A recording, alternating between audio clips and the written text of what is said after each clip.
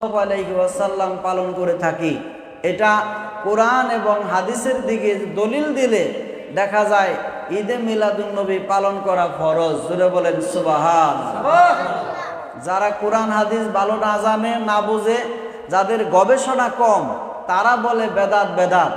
আর যারা কোরআনুল কারীম এবং হাদিস শরীফ গবেষণা করেছেন, সুফি সাধক ওলি আল্লাহরা, তারা বলে থাকে এই দিনে খুশি হওয়া, ঈদ উদযাপন করা, আনন্দ করা, এটা হলো মুমিনদের জন্য ফরজ। জোরে বলেন কাদের জন্য ফরজ? মুমিনদের জন্য। মুমিন ছাড়া অন্য যারা আছে তারা মিলাদুন্নবী পালন না করলেও চলবে।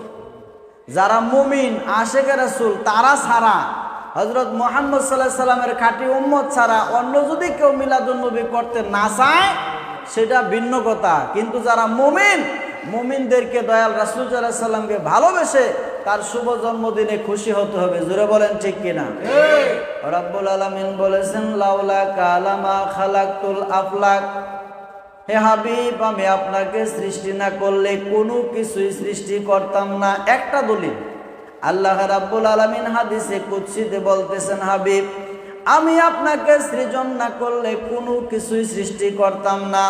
আসমান জমিন হইতো না, আরশ কুরসি হইতো না, জান্নাত জাহান্নাম হইতো না, মক্কা মদিনা হইতো না, মসজিদ মাদ্রাসা হইতো না, কোরআন হাদিস হইতো না, আমি আপনি কেউরই জন্ম হইতো না। জোরে বলেন ঠিক কিনা?